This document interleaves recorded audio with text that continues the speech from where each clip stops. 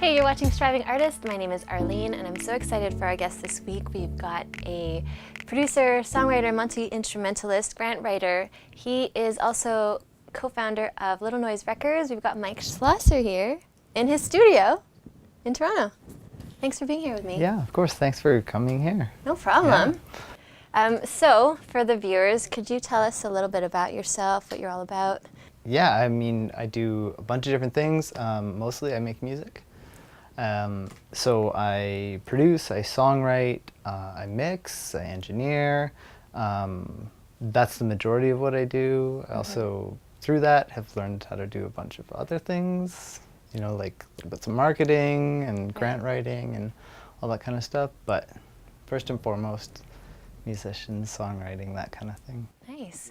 With the grant writing and the marketing, was that something you learned because you wanted to or out of necessity? Out of necessity. Yeah. Yeah, well, I mean, everything that I do right now, I kind of learned out of necessity. So, you know, when I started out as a musician, I was a guitar player. Right. And, you know, we didn't have money. When you're 14, you don't have money to go record an album. So I learned how to make, you know, records on my own because my bands wanted to record, and so that's kind of where that started. And then, you know, as we got better, I was the annoying guy in the studio being like, hey, what are you doing? Why are you doing that? You know? Right. And so through that, like, you know, I started producing and songwriting for other artists, and then through that whole thing ended up needing to write grants. Right. And needing to get funding and needing to learn how to market things and organize a campaign.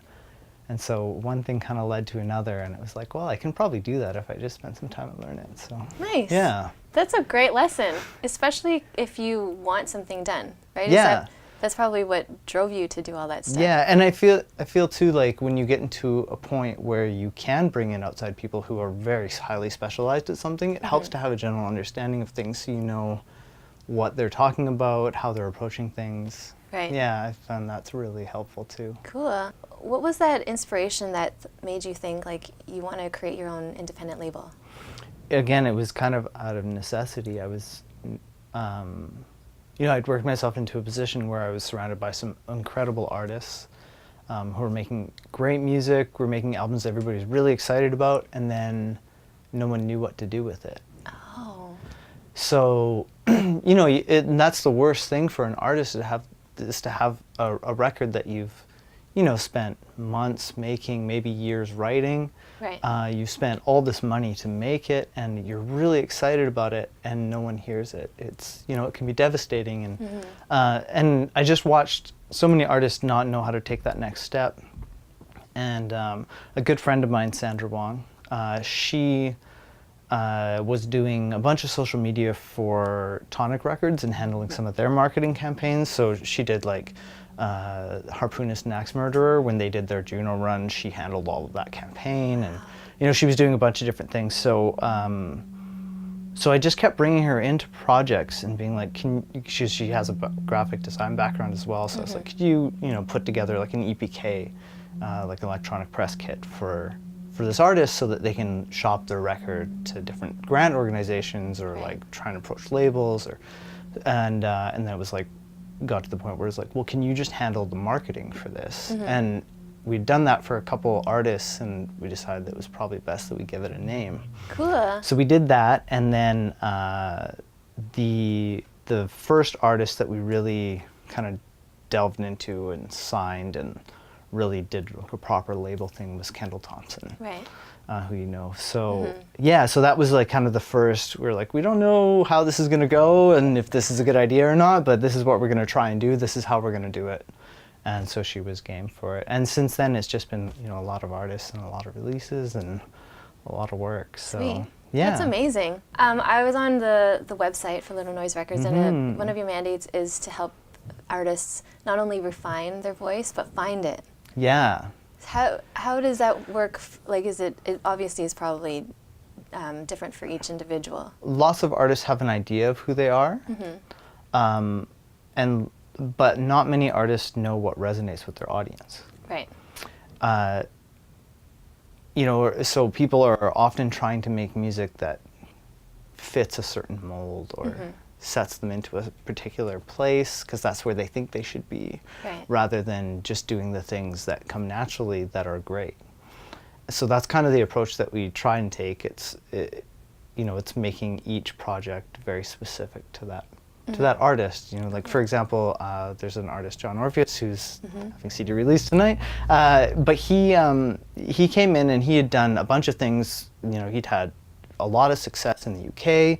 He'd had a lot of success in Canada with radio singles and that kind of thing with previous projects. And he's like, I've never done something that's me. He felt like he had never captured, because he's from Trinidad. He lived in Northern Ontario when he was like 15, moved there, and like, it was culture shock. And so he felt he'd spent his whole adult life trying to fit into different molds. And so over the course of about a year and 4 different EPs, we worked through almost like psychology kind of thing. It was like a psychology experiment, but through music, we worked through all these layers and peeled back things until we got down to who he was. And the newest album that he's just launched today is called Goat Life, and it's very much, it feels like having a conversation with him in the room. Nice. And that was really the goal, because he's a very charismatic, engaging guy, and I felt like he was watering that down all the time for the album. So, so it was really just pulling these pieces out. He speaks in pieces of Trini dialect and Canadian slang and Atlantic slang, and he's doing all these things, and it's very engaging. So it was figuring out how to put that into the music. I mean, when I started, I had a lot of problems being in bands because I wanted to do everything all the time. Oh, really? I wanted to I get bored really quick. So so if I was in a punk band, I wanted to put like a polka section in the song, and so there was all these things where that was a detriment when you're trying to be a single band with a unified front. It's a detriment to have all these interests and try and exercise them all, and need to. But as a producer, it means that I can do all these different things. So that was really interesting to me, that now the reason I work is because I can do a folk record, because I've done a lot of folk records, and and I can do a rock record, but I also make a lot of hip hop, and I make a lot of R&B and lots of pop music, and so I'm able to do all these different things. But that's just who I am, because I get bored really easily. That's perfect. That's amazing. Yeah, and I think that goes towards speaks to a lot to artists, and the authenticity is finding the thing that should be your weakness and honing it until it's a strength. Right. Cool. Right. That's awesome. Yeah, part of our theme for today is about being you. Like, you guys you help artists be like youing or something like that. And then also it's giving opportunities to other creative people. And I think you guys have done that with what you do, especially with the grant writing as well, right? Yeah. You can't make art if you're starving to death, Exactly. It's like everybody needs to get paid, and that's getting harder and harder all the time. Do you have any tips for those that are kind of nervous about networking? Is there something that you... I don't network.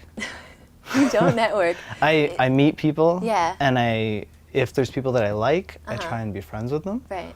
Just like you would if you were a normal person and not in an industry that required networking. Yeah. I feel like that's kind of like what networking is, and like the way I would consider networking. It's what it should be, for sure, I think. Right.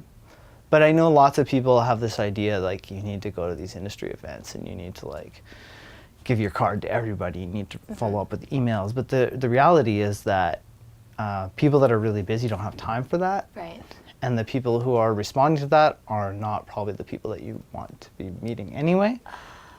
So I just feel like it's better to work at whatever level you're at. If you're making beats in your mom's basement and your friends are coming over and recording, work.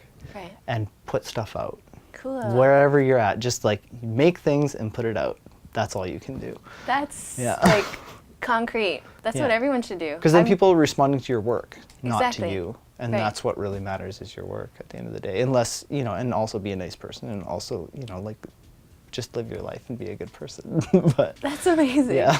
That's actually like the best way to finish the segment. Oh, but awesome. we are gonna keep chatting. Yeah. Because Mike and I are gonna get more into like things that you had to, like overcoming obstacles, successes and stuff. And we're gonna get into looking at what you do in the studio.